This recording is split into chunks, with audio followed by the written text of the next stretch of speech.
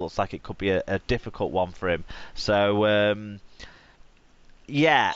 Well, you know what did annoy them. me Sorry? about the referee? You know what did annoy me about the referee? Go on, get on your Sarah's soapbox. That's not what we could call this section.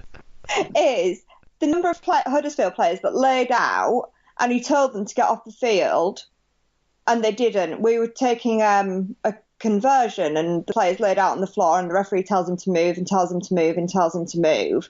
At some point, you've got to tell the player, you either leave the field now or get out of the way, or I'm sin binning you. And surprisingly enough, 2 minutes later, he can stand up and run to the other side of the pitch. What I would say in counteract to that is a huge frustration for all fans, isn't it, all the time? But your players will do it a lot too. And I'm not saying they weren't, and you've got Jake Connor. Look, leave like Jake Connor alone. He's an international superstar. That's like when I have a go at other teams' players chatting to the referee, and then when Sam Tompkins play and think, oh shit.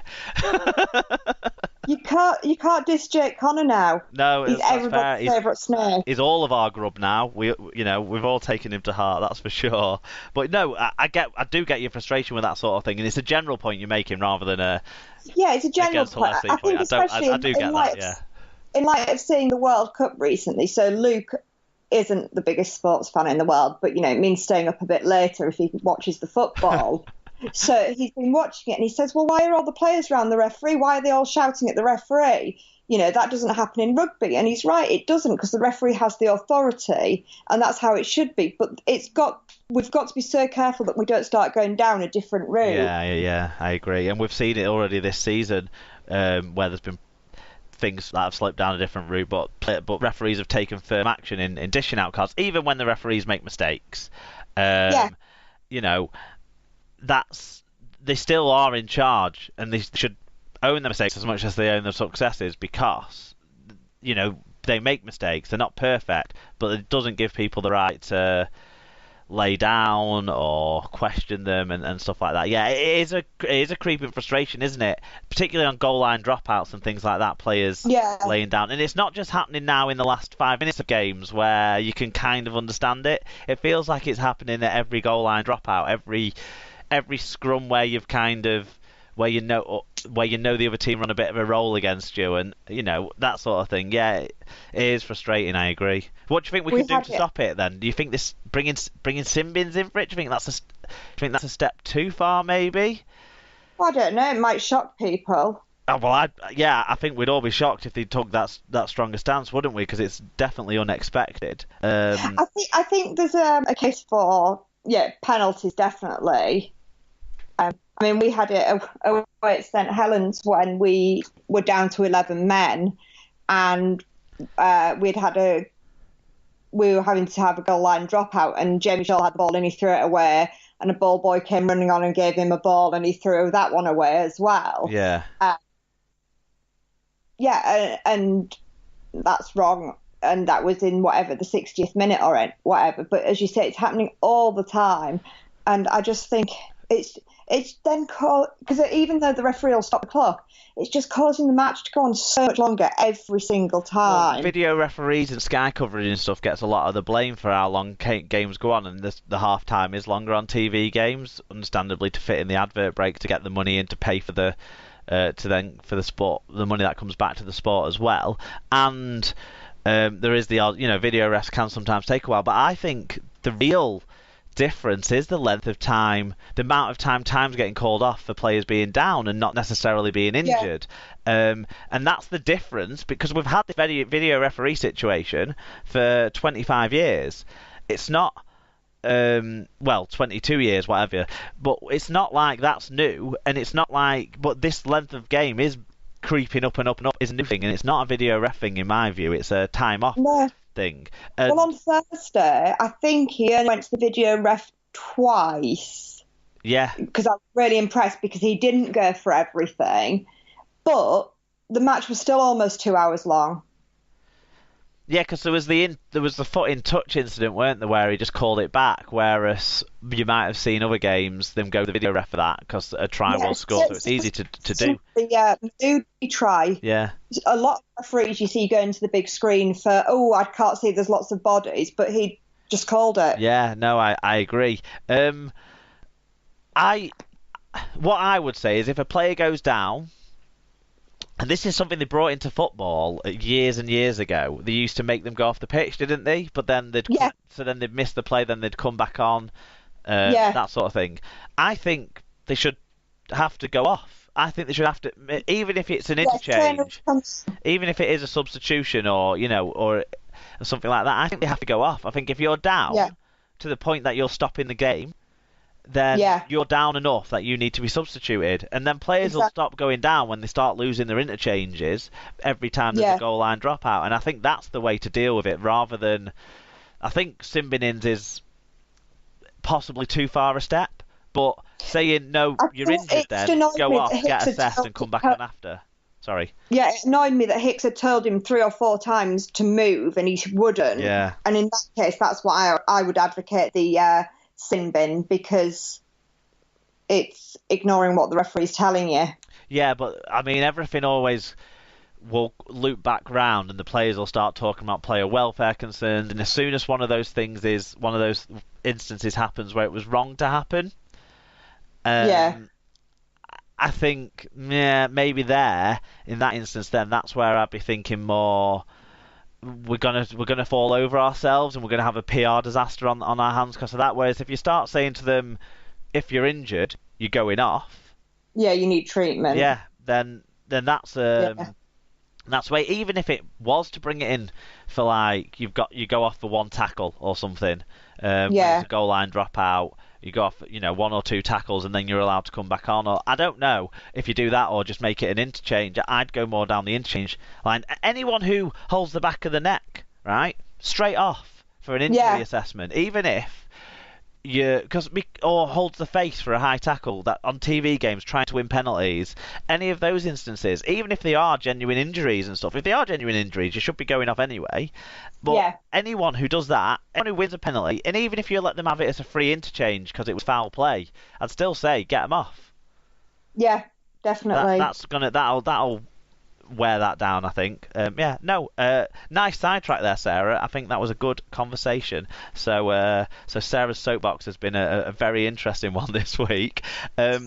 Let's just round off the stats from this game, then we can move on to the other fixtures. So the Giants made more meters and made them at a big 1.2 meters per carry better average gain as well. They also made 4 more breaks and a big 6 fewer handling errors. Hull did manage to make more tackle busts and offloads and were more disciplined without the ball in terms of the penalty count, but needed to be more disciplined with the ball to have got something from this game. Individually, Darnell McIntosh had 2 tries, 145 metres and 4 clean breaks on his 21st birthday. Jordan Rankin with a try, 133 metres. Jeremy Gilvery, 5 tackle busts and 180 metres. Adam O'Brien, 1 try assist, 40 tackles, 10 mark tackles. So going both ways like yeah, mate. Hakeem Maloudi, 1 try, 10 tackles, 107 metres, 3 clean breaks. He is quite a flashy player, and maybe that's what influenced his position on the R-League voting situation. But yeah, so there were some good from him there. Impressed. Sorry? Lee Radford wasn't impressed. No, he was not. Danny Houghton with a try and 53 tackles, so West Ham as always. Albert Kelly, 2 try assists, 106 metres. Dean Hadley, 1 try assist, 41 tackles, 12 marker tackles.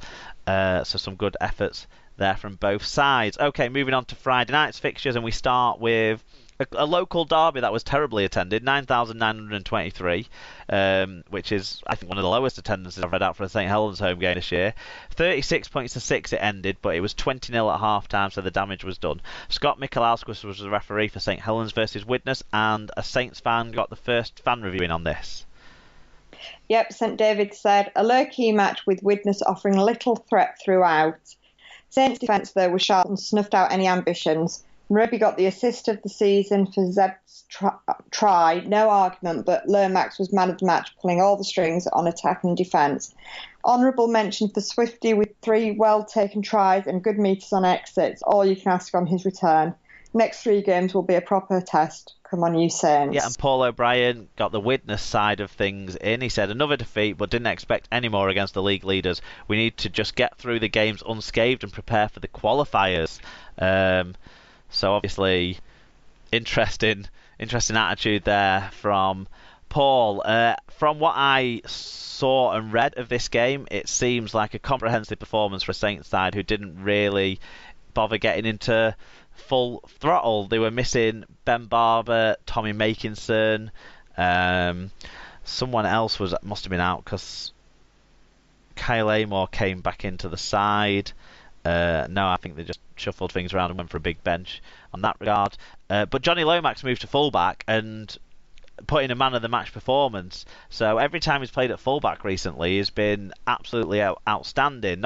Maybe not quite as explosive as Benny Barber, but still really, really influential in the games. And to have Theo Farge to come in is a good level for their squad. There was the highlight reel try that Zeb Taylor scored that David picked up there, where Roby kind of got out of dummy half and ran out the field. That just shows how explosive he still is in the Super League, and he's leading the way in the Albert Goldthorpe medal standings now with performances like that. And I don't really have anything to say about Widnes. From what I've seen or read of this game, there isn't much to say about them. They're doing nothing really.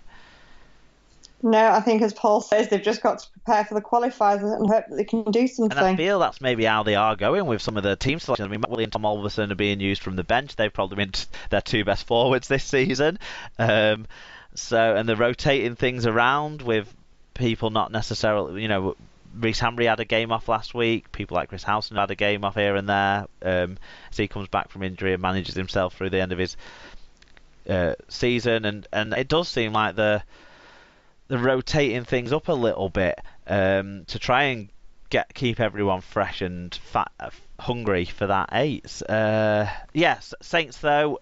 Did you see the tries? Adam Swift's finishing was quite good. I haven't actually seen anything of it, I'm afraid. So Adam Swift I've always said he's got really good footwork, but it doesn't necessarily always have the greatest of finishing abilities with that, but he finished a couple of crackers in this game, so well done to him, and obviously his time playing at Sheffield has kept him match sharp. Okay, stats then. Widnes were under 900 metres and under 90% tackle success, a recipe for a hammering, so to lose by only 30 points probably isn't as bad as it could have been. Saints had over 1,500 metres and had a 1.5 metres per carry better average gain, although only 4 more breaks than their visitors. A high 16 errors, 4 more than Widnes, will have held them back a bit in that count. Individually, for the winning Saints side, Adam Swift, 3 tries, 13 tackles, 173 metres, 4 clean breaks, underpinning all what David told us about his performance. Zeb Taylor continues to go great this season. 1 try assist, 115 metres. Kyle Amor, 136 metres in a relatively rarish appearance for him. Johnny Lomax, 3 try assists, 5 tackles, 123 metres, 2 clean breaks. I did want to actually just remember to touch on the LMS try. The Louis McCarthy Scarsbrook scored a try where the ball was tipped on by Matty Lees and by Luke Douglas, so it was all ball handling stuff from the forwards. Wasn't particularly the line or sleight of hand or anything like that, so it seemed easier than it maybe should have been for him to get through that Widnes defence, but nice ball playing from the forwards nonetheless. For Widnes, the only 2 people who tipped the charts on what we look for on the stats were big forward Jay Chapelhow with 44 tackles and Sam Wilde with 48 tackles, so 2 people who worked hard in the pack there. Okay, Friday's main event was over at the DW Stadium, and it was Wigan against Warrington in front of 13,249. Chris Kendall refereed this game pretty well, I thought, and Wigan came out on the end of this 13-12. It was 12-4 at half time. So a good comeback by the Wire in the second half, but not quite good enough. And we had a couple of views in from Warrington fans to balance what I'm going to be talking about from a Wigan perspective, Sarah. Yep, so Mike Dodd at Mike Dodd 22 said, as per the Castleford game 2 weeks ago, we scored more tries than the opposition, but ended up on the wrong end of the result. Both goal kicking and end of set kicking simply weren't good enough tonight. Already looking forward to the rematch in the Super 8s. And Lee Whitnell said, without checking my facts at all, but I'm sure I'll be correct, I'm going to confidently declare that we have the worst goal kicking record in Super League. Between Ratch, Goodwin, Patton and Levette, we've missed a huge number of kicks this season without it costing us a game. It's finally bitten us on the arse. A good game overall. The clutch drop goal at the end was beautifully set up and taken. Well played, Wigan. The worst goal kicking record in the league so far this season, in terms of goal kicking percentage, goes to Salford. Warrington have the